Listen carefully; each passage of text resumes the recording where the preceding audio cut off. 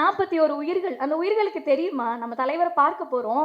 அதுலயும் பச்சிளம் குழந்தைகள் வந்து எனக்கு அத சொல்லும்போது ஏன் நடுங்குதுன்னு சொன்னேன்னா, அந்த குழந்தைகளுடைய தாடை உடைஞ்சு போயி, அந்த குழந்தை இறந்து போகுது. அது தெரியுமா? நம்ம விஜய் பார்க்க வந்து செத்து போனோம். இல்ல ஒரு குழந்தைக்கு வந்து நெஞ்செலும்பு முறிஞ்சு, அது வந்து இதயத்துல குத்தி குழந்தை செத்து போகுது. இதெல்லாம் எதனால அப்படின்னா, நீ என்ன வேணா படிச்சுக்கோ. ஆனா, என்றைக்குமே நமக்கு மூத்த தலைவர்கள் இருக்கிறாங்க அப்படின்னா, அவர்கள் சொல்லியது என்ன? அவங்களுடைய வழியை நம்ம பின்பற்றணும். இப்ப சொல்றாங்க அவங்க வார்த்தைக்கு வார்த்தை நாங்கள் அண்ணாவை போல் ஆட்சி அமைப்போம்ன்றாங்க. அண்ணா சொன்ன இந்த 3 சொல்லையே உங்களாலலாம் காப்பாற்ற முடியலையே, நீங்கள் அண்ணாவை போன்று ஆட்சி அமைக்க வருகிறீர்களா? இப்போ அண்ணா வழியில தான் நான் வந்து பயணிக்கிறேன் அப்படின்னு சொல்ற நம்ம விஜயை பத்தி யோசிச்சு பார்த்தோம்னா, ஆணவ படுகொலையை பத்தி இன்னைக்கு வரைக்கும் மூச்சு காட்டல. இது வரைக்குமே கவின் ஆணவ படுகொலையை பத்தி பேசிடுவாரா? நம்ம முற்போக்கு தோழர்கள் எல்லாம் அவரை ஆதரிச்சுருவாங்களான்னு நானும் கூட கேள்விக்குறியோடு தான் இருக்கேன். ஆனால் இப்போது வரை அவருக்கு அந்த பேசுறதுக்கான தைரியம் வரல. இப்போ ஏன் இந்த சிம்பிள் டாஸ்க் வந்து விஜய் அண்ணாக்கு நகர்த்தினேன்னா, ரொம்ப வந்து சின்ன சின்ன விஷயங்களுக்கு கூட ஸ்லீவை மடக்கிட்டு இதுவரை ஒரு முறை கூட தேர்தலை வந்து சந்திக்கிறதுக்கான தைரியம் இல்லாத ஒரு கோழை ஸ்லீவை மடிச்சு விட்டுட்டு எப்பெல்லாம் கேமரா ஆன் பண்றாங்களோ அப்பெல்லாம் சிஎம் சார், சிஎம் அங்கிள் அப்படின்னு பேசுறது. ஆனா நான் கேட்கறது என்னன்னா, அந்த விஜய் அவர்கள் கிட்ட இப்ப கடைசி படம் சென்சாரு பிரச்சனை சொல்லலாம்ல, ஸ்லீவை மடக்கி விட்டு பிஎம் சார், பிஎம் அங்கிள் உங்களை பார்த்தா என்ன பயமா, நான் வந்து ஆஃபீஸ்ல தான் இருப்பேன்னு சொல்லலாம் இல்ல. ஆனா அதை சொல்றதுக்கு கூட அவருக்கு கஷ்டம். ஆனால் இன்றைக்கு ஒரு அணில் குட்டி நான் அண்ணா ஆட்சியை செய்ய போகிறேன்னு வந்திருக்கு. ஆனால் அந்த அணில் குட்டி தொடர்ந்து செய்யறது என்னன்னா, படித்து பட்டம் பெற்றவங்களை கூட ரோட்டில் வந்து அந்த ஒயர் மேலே கேபிளில் ஏற விடுறது, அப்புறம் வந்து கிரீஸை தடவுறது, அப்புறம் விசில் அடித்து அவனை வந்து கோமாளி ஆக்கி வைக்கிற வேலையைத்தான் அந்த அணில் குட்டி தொடர்ந்து செய்து வருகிறது. எம் அண்ணா, இதயம் அண்ணா. தலைவர் என்பார், தத்துவ மேதை என்பார், நடிகர் என்பார், நாடக வேந்தர் என்பார், சொல்லாற்றல் சுவமிக்க எழுத்தாற்றல் பெற்றார் என்பார், மனிதர் என்பார், மாணிக்கம் என்பார், மாநிலத்து அமைச்சர் என்பார், அன்னை என்பார், அருள்மொழி காவல் என்பார், அரசியல்வாதி என்பார், அத்தனையும் தனித்தனியே சொல்வதற்கு நேரமற்றோர், நெஞ்சத்து அன்பாலே அண்ணா என்ற ஒரு சொல்லால் அழைக்கட்டும் என்று அவர் அன்னை பெயரும் தந்தார் என்று கலைஞர் அவர்கள் நமக்கு அண்ணாவுக்காக எழுதிய அந்த வரிகளை சொல்லி இந்த உரையை துவங்குகிறேன். அண்ணா அப்படின்னு சொன்னதுமே அண்ணாவுடைய நினைவு நாள். இந்த நினைவு நாளில் அண்ணா அப்படின்ற பெயரை மட்டும் நம்ம நினைவில் வச்சுக்கிட்டா போதுமானு கேட்டால் இல்லை. அண்ணா நம்மக்கிட்ட விட்டுட்டு போன கொள்கைகளையும் நமக்காக விட்டுட்டு போன பணிகளையும் நம்ம நினைவு கூறுவது அவசியம் நினைக்கிறேன். முதல்ல அண்ணா அப்படின்னு சொன்னதுமே நமக்கு என்ன நினைவு வரும் அப்படின்னா, கடமை, கண்ணியம், கட்டுப்பாடு. இப்போ அண்ணாவை தெரிந்தோருக்கும் அண்ணாவை வாசித்தோருக்கும் கண்டிப்பா இந்த 3 சொல் வந்து மந்திரமாகவும் இந்த 3 சொல் ஏன் அவசியம் அப்படின்னு தெரியும். ஆனா இன்னைக்கு இருக்கக்கூடிய அரசியல் சூழல்ல நிறைய பேருக்கு தெரியலன்னு நினைக்கிறேன். கடமை தவறினா என்ன ஆகும் அப்படின்னா, காலம் முழுக்க கால்களையே பார்த்து பார்த்து எப்படியாவது அரியாசனம் ஏறிவிட மாட்டோமா அப்படின்னு சொல்லிட்டு இபிஎஸ் அவர்கள் வந்து அவருடைய கடமை தவறியதுனால தான் 13 உயிர்கள் சுட்டு தள்ளப்பட்டுச்சு. அது மட்டும் இல்லாமல் அந்த 13 உயிர்களை தாண்டி இன்னைக்கு நம்ம வீட்டு பிள்ளைங்க மருத்துவ மேல் படிப்பு படிக்கணும் அப்படின்னா நீட் அப்படின்ற ஒரு கடுமையான விலங்குகளை தாண்டி போக வேண்டியதாக இருக்குது. இதற்கு காரணம் அண்ணா சொல்லிய அந்த கடமை அப்படின்ற அந்த உணர்வு இருக்கு இல்லையா, அது துளியும் இல்லாதது தான். அடுத்தது கண்ணியம். இந்த கண்ணியம் அப்படின்னு சொன்னாவே எனக்கு வந்து இந்த சீமான் அப்படின்ற அந்த நாய் தான் நினைவிற்கு வரும். இந்த சீமான் அப்படின்ற நாய் போகும் இடமெல்லாம் அதுக்கு சீரழிவு தான். எல்லாருமே, தோழர் மனோஜா இருக்கட்டும், தோழர் மைனரா இருக்கட்டும், எல்லாரும் தொடர்ந்து வந்து இப்படி பேசுகிறாங்க இல்லையா. அதற்கு காரணம் என்ன அப்படின்னா, சீமான் அப்படின்ற அந்த நாயை பற்றி சொல்லும்போது நிறைய பேர் சொல்கிறது உண்டு, இந்த மாதிரி அவர் நிறைய வாசிக்கிறாரு, நிறைய படிக்கிறார். எல்லாத்தையும் படிச்சியே அண்ணா சொல்ல அந்த ஒத்த சொல்ல நீ நினைவு வச்சிருக்கிறியா?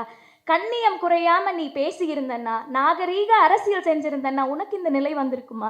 தோழர்களே, நினைவு வச்சுப்போம். நம்ம எல்லாருமே கண்டிப்பாக அந்த அண்ணா சொன்ன அந்த 3 சொற்களையும் நம்மளுடைய கடைசி மூச்சு வரைக்கும் நம்ம வந்து அதை பின்பற்றணும். அடுத்து கட்டுப்பாடு.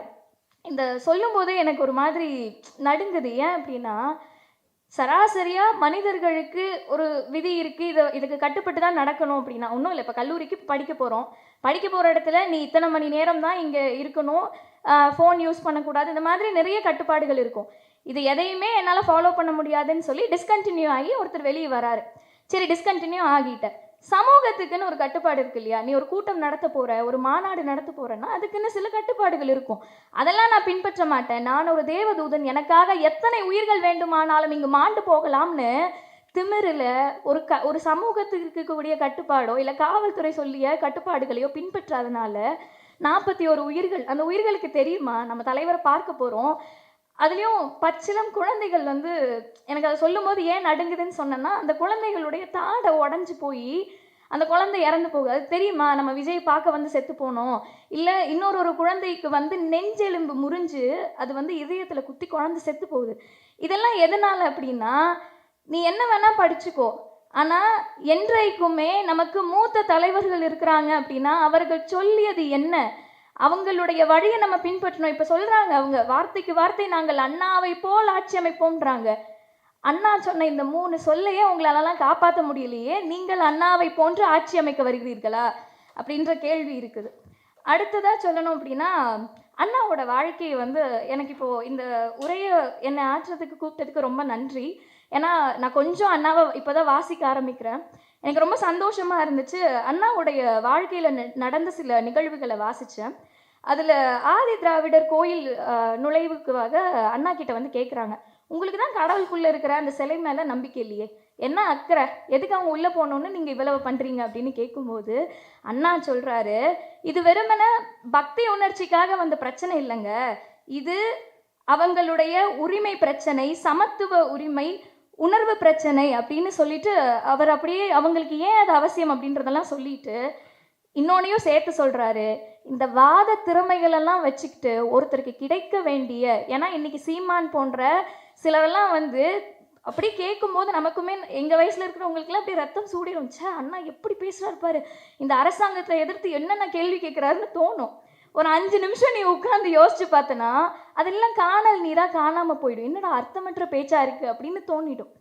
அப்படி அண்ணா சொல்கிறாரு, இந்த வாத திறமைகளால் அவங்களுக்கு கிடைக்க வேண்டிய நியாயமான உரிமைகளை யாரும் பறிக்கக்கூடாது, அவர்கள் கோயிலுக்குள்ளே செல்ல வேண்டும் அப்படின்னு சொன்னார். அண்ணா இன்றும் அண்ணா தான் ஆள்கிறார்னு நம்ம சொல்கிறதுக்கான காரணம் என்ன அப்படின்னா, we are not allowing, we will face the consequences அப்படின்னு அங்கே ஒரு போலீஸ்காரர் திருப்பரங்குன்றம்க்கு கீழே நின்று சொன்னாரே, அதுதான் சாட்சி இங்கு இன்றும் அண்ணாவின் ஆட்சி தான் நடக்கிறது அப்படின்றதுக்கு. இப்போ அண்ணா வழியில தான் நான் வந்து பயணிக்கிறேன் அப்படின்னு சொல்கிற நம்ம விஜயை பற்றி யோசிச்சு பார்த்தோன்னா, ஆணவ படுகொலையை பற்றி இன்னைக்கு வரைக்கும் மூச்சு காட்டலை. இது வரைக்குமே கவின் ஆணவ படுகொலையை பற்றி பேசிடுவாரா, நம்ம முற்போக்கு தோழர்கள் எல்லாம் அவரை ஆதரிச்சுருவாங்களான்னு நானும் கூட கேள்விக்குறியோடு தான் இருக்கேன். ஆனால் இப்போது வரை அவருக்கு அந்த பேசுறதுக்கான தைரியம் வரலை. சரி, இப்போ மதம் சார்ந்து சாதி சார்ந்து இதெல்லாம் பேசுறதெல்லாம் கொஞ்சம் டஃப் தான், ஏன்னா காலேஜில் டிஸ்கண்டினியூ ஆனவரில். அதனால சிம்பிளாக சில விஷயம் அண்ணா கிட்ட இருந்து கற்றுக்கிட்ட விஷயங்கள்லேயே கேட்போம். இப்போ அண்ணா கிட்ட ஒரு சமயத்தில் கேட்குறாங்க, பெரியார் உங்களை வந்து விமர்சித்தாங்களே, உங்களுக்கு வந்து நீங்கள் அவருக்கு என்ன சொல்ல நினைக்கிறீங்க, உங்களுக்கு வருத்தம் இல்லையான்னு கேட்குறாங்க.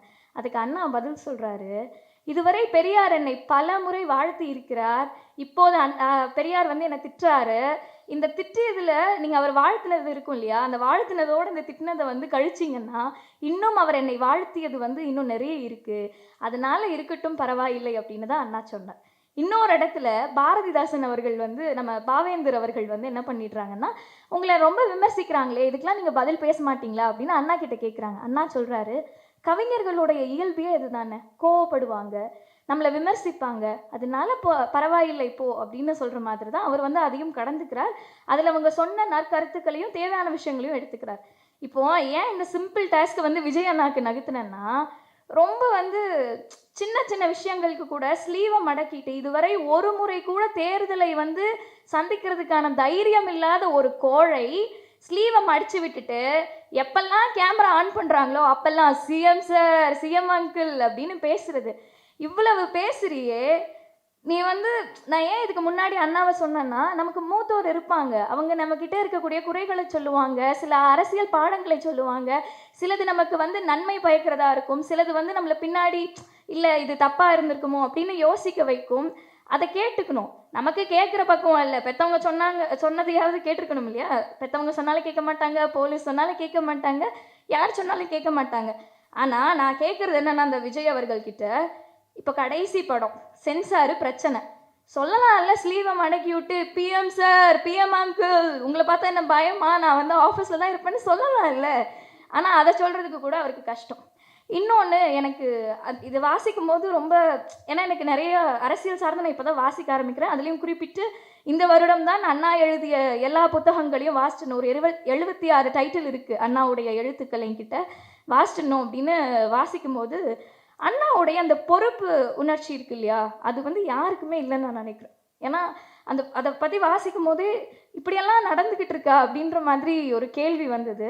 முதல் இந்திய எதிர்ப்பு போராட்டத்தில் பட்டுக்கோட்டை அழகிரி அவர்கள் வந்து திருச்சியிலிருந்து சென்னை வரைக்கும் நடைப்பயணம் மேற்கொண்டு தான் அந்த போராட்டத்தை முன்னெடுக்கிறாங்க. காச நோய் வந்துடுது.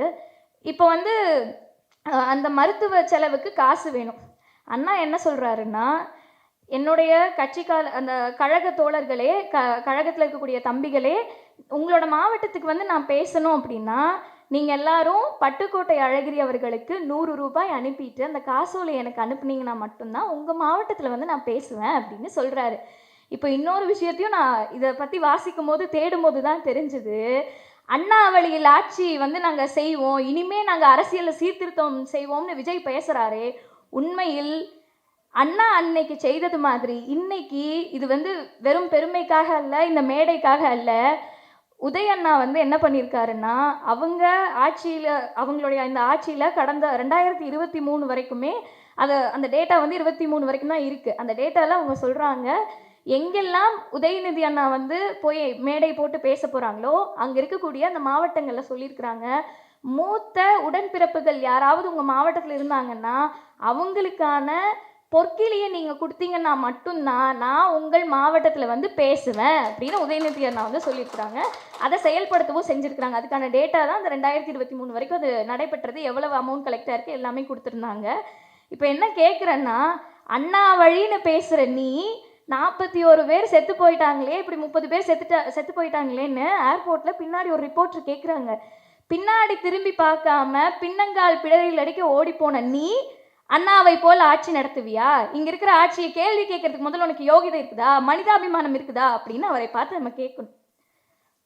அடுத்தது நேற்று ஏதோ திருக்குறள் சொன்னாராம். எனக்கு வர சிரிப்பு வந்துருச்சு. ஏன்னா திருக்குறள் அப்படின்றது குறைஞ்சபட்சம் நீ கேள்விக்கு தான் பேசுகிற, அதையாவது கொஞ்சம் ரசிக்கிற அளவுக்கு சொல்லலாம் இல்லை? அப்போது அதை பற்றி கேள்விப்பட்டதுமே அன்பழகன் இருக்கிறாங்க இல்லையா, பேராசிரியர் அன்பழகன் வந்து நம்ம அண்ணா அவர்களுடைய உரையை பற்றி ஒரு புது குறள் ஒன்று எழுதியிருக்கிறார். குழலினிது யாழினிது என்பனம் அண்ணா பொழிய முறை கேளாதவர் அப்படின்னு சொல்கிறாரு. இது உண்மைதானே? அண்ணாவுடைய உரைகளை எடுத்து வாசித்து பார்த்தா தான் தெரியும். இன்றைக்கும் இத்தனை வருஷம் கழித்து அண்ணா மட்டும் இல்லை, கலைஞரோடதுமே எனக்கு வந்து ஆச்சரியமே என்னென்னா, கலைஞர் அவர்களுடைய உரையை வந்து இத்தனை வருஷம் கழித்து 2 தொகுதியாக வெளியிட்டிருக்கிறாங்க புத்தகமாக அவருடைய எல்லா உரையும். இன்றைக்கி நான் எடுத்து வாசித்து பார்த்தாலும் அதில் தமிழ் மனம் அப்படி இருக்குது, அதில் இலக்கிய நடை இருக்குது, அவர் நிறைய விஷயங்களை அறிமுகப்படுத்துகிறாரு. ஆனால் யோசிச்சு பாருங்க, சும்மா ஒரு மேடை இல்லை ஒரு ப்ரெஸ் மீட்டில் நம்ம சீமான் அந்த நாய் இருக்கு இல்லையா, அந்த நாய் பேசுகிறத ஒரு சின்ன பிட் நோட்டீஸில் அடித்து வீட்டில் எல்லாரும் இருக்கும்போது வாசித்து பார்க்க முடியுமா? அந்த வீடியோவை அவர் பேசுகிற அந்த வீடியோ போட்டு கேட்க முடியுமா? காதால் கேட்க முடியுமா? குழந்தைங்களை வச்சுட்டு கேட்க முடியுமா அப்படின்னு சிந்தித்து பாருங்கள். அடுத்து இது வந்து கண்டிப்பாக நான் இங்கே வாசிக்கணும் அப்படின்னு நினச்சேன். நாடாளுமன்ற மாநிலங்களவையில் அண்ணா சொன்னது தான், I claim sir to come from a country apart in India now, but which I think is of a different stock, not necessarily antagonistic. I belong to the Dravidian stock. I am proud to call myself a Dravidian. That does not mean that I am against a Bengali or a Maharashtrian or a Gujarati. As Robert Burns has stated, a man is a man for all that. I say that I belong to the Dravidian stock, and that is only because I consider that the Dravidians have got something concrete, something distinct, something different to offer to the nation at large. Therefore, it is that we want self-determination. அதாவது என்னென்னா, தன்னை Dravidian stock அந்த இதெல்லாம் விளக்கம் கொடுத்துட்டு கடைசியில் அவர் கேட்குறது என்னென்னா, சுய நிர்ணய உரிமை வேணும்னு அண்ணா கேட்குறார். இப்போது இந்த கேள்வியும் நம்ம கத்துக்குட்டி இல்லை அணில்குட்டிக்கு தான். அந்த அணில்குட்டிக்கிட்ட கேட்கணும் அப்படின்னு நினச்சது என்னென்னா, உங்களுக்கு திராவிடியன் ஸ்டாக் அப்படின்னு சொல்லணும் அப்படின்னா கொஞ்சம் பெரிய வார்த்தை கஷ்டம். காலேஜ் ட்ராப் அவுட் இல்லையா, வராது. ஆரியம் வராது, பார்ப்பனியம் வரவே வராது. சரி, இது எல்லாத்துக்கும் நான் வந்து உனக்கு கன்செஷன் கொடுத்துட்றேன், இந்த பிஎம் அங்கிள்னு மட்டும் பேசு, நாளைக்கு நானே வந்து அதுக்கப்புறமா நீ என்னென்ன பேசுகிற அப்படின்றத கேட்குறேன், சரியா? அடுத்து இந்த இடத்துலையும் நான் இங்கே வந்து சொல்லிக்க விரும்பினது என்ன அப்படின்னா, இன்றைக்கு வரைக்கும் அண்ணா ஆரம்பித்து வைத்த இந்த திராவிட முன்னேற்ற கழகத்தை சார்ந்த உதயண்ணா தான் சொல்கிறார், சனாதானத்தை ஒழிப்போம் அப்படின்னு தைரியமாக பேசுறார். அது மட்டும் இல்லாம வெறுமனே சனாதானத்தை ஒழிப்போம்னு சொல்லல, டெங்கு மாதிரி மலேரியா மாதிரி சனாதானத்தை ஒழிப்போம் அப்படின்னு பேசுறாரு. உன் வயசு தானே இருக்கும், பேசலாம்ல அணில்குட்டி.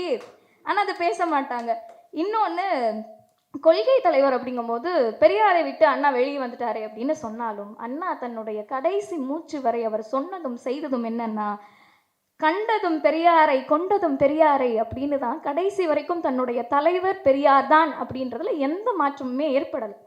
ஆனால் பாருங்க, நம்மளோட இந்த அணில்குட்டிக்கு ப்ரெஸ்ஸை மெயின்டைன் பண்ணுறது கஷ்டம், ப்ரெஸ்ஸை சந்திக்கிறதே கஷ்டம், அடுத்து இந்த ஆச்சரிய குறிகளை வந்து மெயின்டைன் பண்ணுறது அதை விட கஷ்டம். ஆனால் இது எல்லாமே உனக்கு வந்து மற்றவங்கள வச்சு மெயின்டைன் பண்ணுறது கொள்கை தலைவர் தானே. அது எத்தனை தடவை மாற்றுவேன். ஒரு மேடையில் அவரோட கட்சியில் இருக்கக்கூடிய நபர்கள் கிட்ட கேட்குறாங்க, நீங்கள் திராவிடம்னு பேசுகிறீங்க, தமிழ் தேசியம்னு பேசுகிறீங்க அப்படின்னு கேட்டால், இல்லைங்க அது மக்கள் சொல்கிறாங்க அதனால நானும் சொல்கிறோம் அப்படின்னு சொல்கிறாங்க. குறைந்தபட்சம் கொள்கை தலைவர்களை பற்றியாவது தெரிந்து கொள்ள வேண்டும் அணில்குட்டி அப்படின்ற பாடத்தை நம்ம இங்கே சொல்ல கடமைப்பட்டிருக்கிறோம். இப்போ சமீப காலத்தில் இந்த தமிழ் தேசியம் அப்படின்ற வார்த்தையை சொல்லும் போதெல்லாம் எனக்கு அப்படி பத்திக்கிட்டு வரும். சொல்கிறவன் எவன்டா அப்படின்னு பார்த்தா, ஏன்னா அந்த தமிழ் தேசியம்னு பேசுறதுல இங்கே தப்பே கிடையாது, தமிழ் தேசியம் பேசப்பட வேண்டிய ஒன்று. ஆனால் அதை பேசுகிறவன் எவன்னு பார்க்கும்போது தான் அப்படியே பத்திக்கிட்டு வருது. ஏன்னா முதல்ல ஆரியமாயின்னு புத்தகம் போட்டது யாரு? அதை தடை பண்ணும்போதும் அதை பரவாயில்லை தடை பண்ணுவியா பண்ணு, ஆனாலும் நான் பேசுவேன்னு தொடர்ந்து எழுதுனது யாரு? அண்ணா. ஆனால் நீங்கள் எங்களை எதிர்த்து நீ தமிழ் தேசியம் பேசுகிறேன்னு சீமான் தேசியம், இந்த நாய் தேசியம் பேசிகிட்டு இருக்கப்பா நீ. அது மட்டும் இல்லாமல் தீப்பரவட்டும் சமீபத்தில் எல்லாரும் வாசிச்சிருப்பீங்கன்னு நினைக்கிறேன். நானும் வந்து ரொம்ப ஆர்வத்தில் தீப்பரவட்டும் வாசித்தேன். அதில் வந்து அண்ணா சொல்கிறார், கம்பராமாயணமும் பெரிய புராணமும் ஏன் எரிக்கப்பட வேண்டும் அப்படின்றதுக்கான விளக்கத்தை தான் தொடர்ந்து விவாதமாக போகுது. கடைசியில் ஒத்துக்கிறாங்க. ஆப்போசிட்டில் விவாதம் பண்ண வரவங்க எல்லாருமே, நீங்கள் சொல்கிறது சரி, ஆனால் அதை தீயில போட்டு எரிக்க வேண்டாம், அதை பற்றின கருத்துக்களை வந்து நம்ம கொண்டு போய் சேர்க்கணும் அப்படின்ற மாதிரி சொல்கிறாங்க. உண்மையில் அண்ணா பற்ற வைத்த அந்த தீ இன்றைக்கும் நமக்கு தேவைப்படுகிறது. ஏன்னா அந்த கம்ப ராமாயணத்தில் வரானே அந்த காமுகன் ராமன் அப்படின்றது, அதனால தான் கம்பரசம் வாசிச்சிங்கன்னா தெரியும், அண்ணா வந்து நமக்கு தோல் உரித்து காமிச்சிருப்பாங்க. ஏன்னா எல்லாரும் சொல்லுவாங்க கம்பருடைய இதில் வந்து கவிநயம் அப்படி அவ்வளவு அழகாக இருக்கும் அப்படின்னு. நானும் வாசிச்சிருக்கிறேன். ஆனால் அண்ணா சொன்னது போன்று அந்த மொழி அப்படின்றதெல்லாம் தாண்டி அதில் நீ என்ன கருத்து சொல்ல வரேன்னு இருக்கு இல்லையா, அந்த கருத்தால் இன்னைக்கு ராமன் அப்படின்ற ஒரு கயவனுக்கு ஆலயம் அமைக்க அயோத்தியாவில் அவ்வளவு பெரிய கலவரம். இங்கேருந்து நம்ம தமிழ்நாட்டில் இருக்கக்கூடிய நிறைய பேர் கூட இங்கேருந்து காசு அனுப்பி வச்சாங்க. ஒரு வேளை அண்ணா பற்ற வைத்த தீ தொடர்ந்து எரிந்து கொண்டே இருந்திருந்தது, தொடர்ந்து நம்ம அந்த கருத்துக்களை பேசிக்கொண்டே இருந்திருந்தோம்னா ஒரு வேளை இன்றைக்கு அயோத்தியில் ராமன் இல்லாமல் போயிருந்திருக்கலாம். அதனால் எனக்கு இன்னும் ஒரு சில புத்தகங்களை மட்டும் அறிமுகப்படுத்தணும்னு நினைக்கிறேன். வாய்ப்பு இருக்கக்கூடிய தோழர்கள் வாசிச்சிடுங்க. ஆரியமாயை, கம்பரசம், ரங்கோன் ராதா, தம்பிக்கு அண்ணாவின் கடிதங்கள், கண்ணாயிரத்தின் உலகம், பார்வதி பிஏ, வேலைக்காரி, சந்திரமோகன், நல்ல தீர்ப்பு, வர்ணாசிரமம் போன்ற அண்ணாவுடைய எழுத்துக்கள் வந்து நம்ம எல்லாருமே தொடர்ந்து வாசிக்கணும். இன்னொன்று, இந்த குடும்ப ஆட்சின்றது வந்து நம்ம கேட்டுகிட்டே இருப்போம். இப்போ நம்ம வந்து பெரியாரியவாதிகளாக இருக்கட்டும் எல்லாருமே சந்திக்கிற ஒரு கேள்வி என்னென்னா, என்ன சும்மா இந்த குடும்ப ஆட்சிக்கு போய் சப்போர்ட் பண்ணுறீங்க அப்படின்னு சொல்லுவாங்க.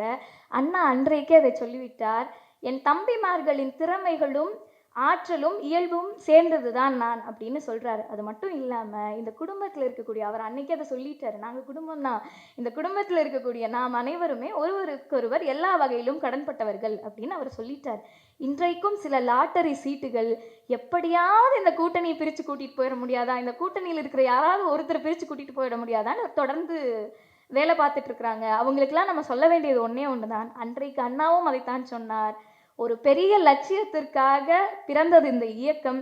இந்த பதவிகள் அப்படின்றதெல்லாம் வெறுமனை அந்த இயக்கத்தில் நமக்கு அந்த கொள்கை இருக்கு இல்லையா, அந்த கொள்கையை அடையிறதுக்கான வெறுமனை கருவிகள் தான். அதனால வெறுமனை அந்த கருவி காமிச்செல்லாம் நீ எங்களை பிரிக்க முடியாது. இது இனியும் யாராவது குடும்ப ஆட்சின்னு சொன்னாங்கன்னா, நாங்கள் குடும்ப ஆட்சி தான், குடும்பமாக எங்கள் கொள்கைகளுக்காக போராடக்கூடியவர்கள்னு தைரியமாக சொல்லுங்க. இன்னும் இது மட்டும் காமெடியாக சொல்லி முடிச்சிடுறேன். இல்லை, அதுக்கு முன்னாடி இன்னொன்று, சாதி ஒழிப்பு. இந்த விஷயம் இது வந்து கொஞ்சம் சென்சிட்டிவான விஷயம்தான். சிரிக்கிறதுக்கு மட்டும் இல்லை, ரொம்ப சிந்திக்க வேண்டிய விஷயமும் தான்.